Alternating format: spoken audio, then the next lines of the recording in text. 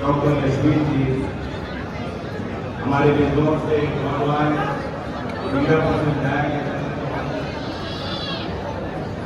सम्मानित मंच सामने बैठे विभिन्न गांव से आए सभी बुद्धिजीवी और बुजुर्ग भगवान साथी मातृशक्ति को मैं नमन करता हूँ, धन्यवाद करता हूँ। आप समय निकाल के आए, चुनाव की और सबके अपने कार्यक्रम है, उम्मीदवार भी यहाँ हमारे बीच हैं। मैं कुछ ही पर अपनी बात करूँगा। मित्रों ने बोला बाबा साहब अम्बेडकर जी की जब ऐसी सभा होती है, बुद्धिजीवी उनकी तस्वीर भी मिलती है, लेकिन वास्तव में देश में जो सबसे बड़े इंटेलेक्चुअल हैं, उन सबको उनको इकट्ठा करके दोगे, पूरा जीवन उनको लग जाएगा, तब भी वो बाबा साहब के कॉन्ट्रीब्यूशन ही होगा। वो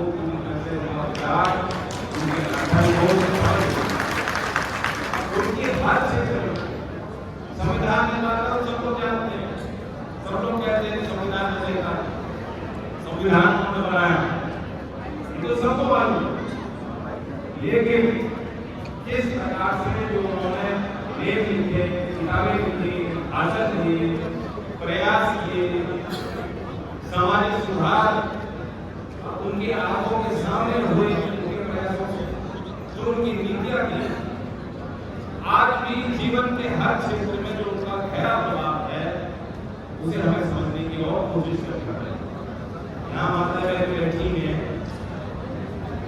जो फेमिनिस्ट मूवमेंट है भारत में, यहाँ की महिलाओं के हिस्सों और अधिकारों की बात जो करते हैं, पता नहीं क्या कारण है, बाबा साहब अम्बेडकर का नाम बोल रहे, वो जो वेस्टर्न यूरोपियन सेंसिबिलिटी है, विदेशी वहां के जो लीडर रहे, जो नेत्री थी, जो महिलाओं के सशक्तिकरण की बात करती थी, उनको उदाहरण और नेता होना चाहिए। सच्चाई ये है कि बाबा साहब जैसे महान योद्धा महिलाओं के अधिकारों के लिए देश में कभी जन्माई नहीं। मैटरनिटी लीव का कानून जो 1961 में जो पारित हुआ, वो नहीं रहे। कई उनके इस तरह के प्रयास रहे और यहाँ इतनी संख्या महिलाओं की कम है, लेकिन वोट को शायद ज्यादा लोगों बराबर तो नहीं। तो मैं आप सबसे भी कहूँगा, चुनाव की घड़ी है, आपने सबने हाथ खड़े कर दिए, बात सिर्फ आपका सीमित नहीं है। घर में महिलाओं की वो महिला परिवार की कर्ता बन रही है और अब जो योजना बन रही है उसमें मुख्य कर्ता भी महिलाओं को रखा गया है।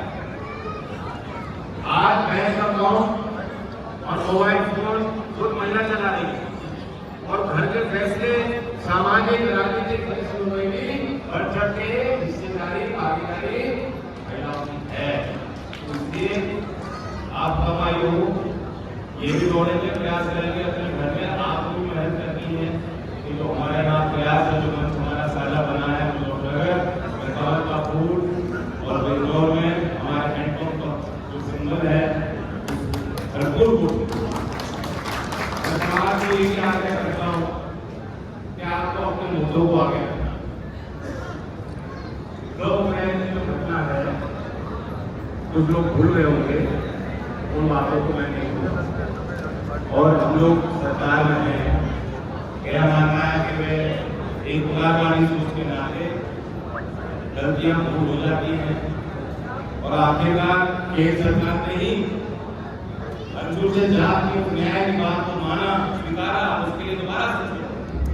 इसलिए उनकी भी मंशा प्रधानमंत्री की यही है, दलित से बच्चे समाज को आगे लाए, इसलिए वो अपने मामलों को भी हमको गंभीरता से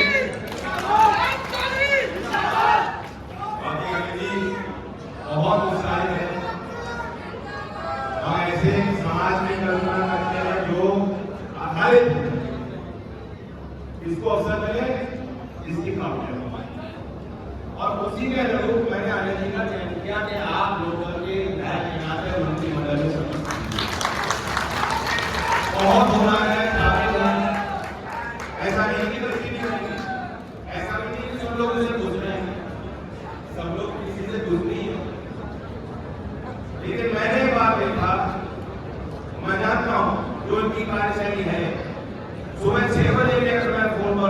खुद फोन उठाते हैं और सिर्फ मेरा फोन नहीं उठाएंगे। मैं जानता हूँ कि गाँव में मुसीबत की समस्या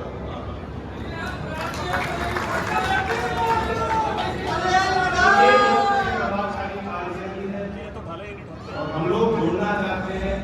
लोकल की तरफ से मैं कहना चाहता हूँ कि लोकल एक जाति की पार्टी कभी नहीं।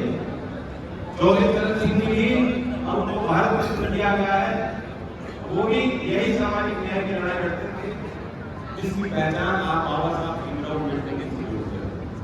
कोई लड़ाई चौधरी चरण सिंह जी की है तो हमारी तो कोई पार्टी है और हमारी कोशिश है कि सभी वंचित समाज के लोगों को उठाने के लिए काम करें।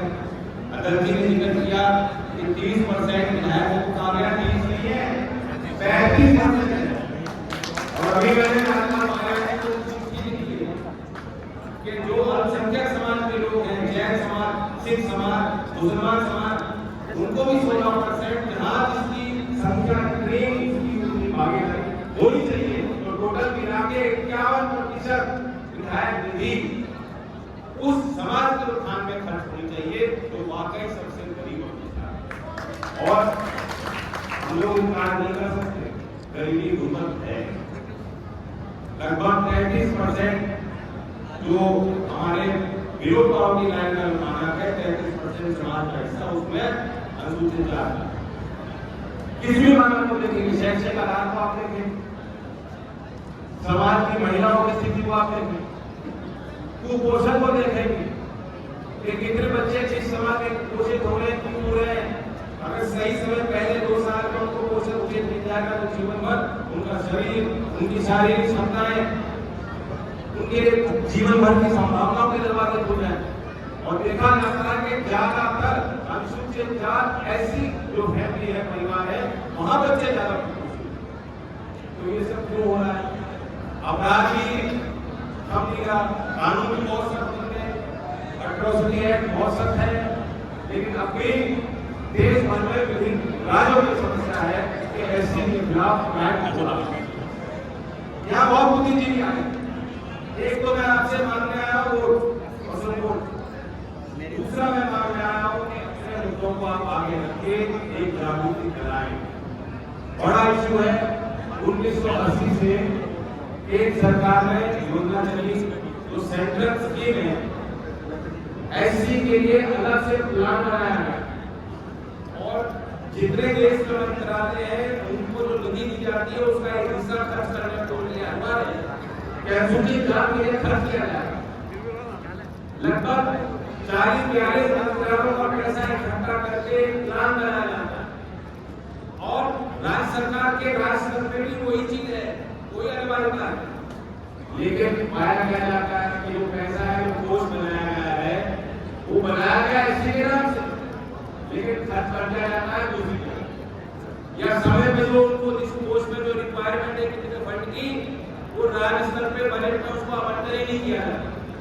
ये मैं नहीं कह रहा हूँ, एक क्षेत्र में जानकार विशेषज्ञ जो विश्लेषण करते हैं सब लोग करते हैं।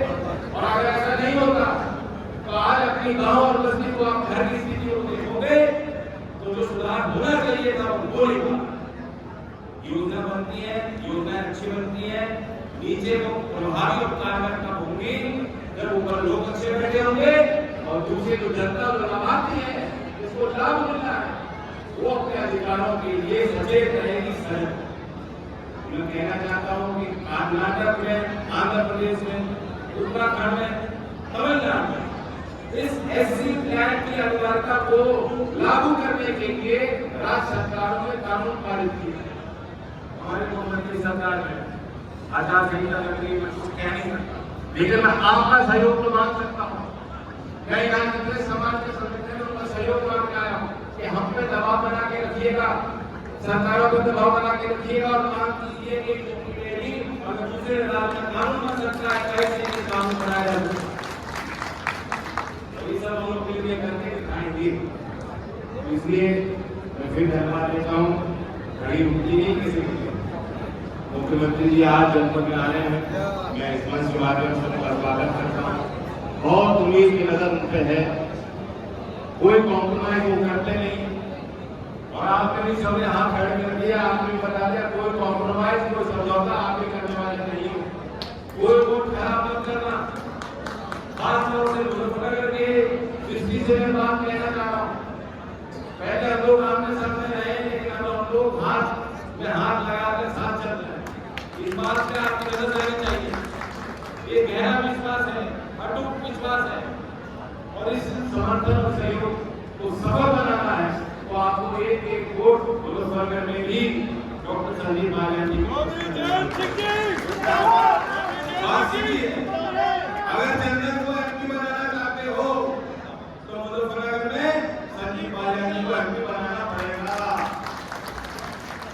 इसलिए मेरी बात मान लेना। और फिर मैं कहना चाहता हूँ अनिल जी पीठ पर प्रताप देते, क्योंकि उनका ये पूरा एक पहल होने की मैं कार्यक्रम होना चाहता हूँ और आपको बताना चाहता हूँ। अच्छा काम करेंगे तो इनको बधाई और आपको बधाई, और गलती करेंगे तो फिर मैं होता हूँ। धन्यवाद। जय हिंद। रमेश काकड़ा जी को करता हूँ कि आज समापन करें। रमेश भाई सबका धन्यवाद, सभी का धन्यवाद और सभा का समापन।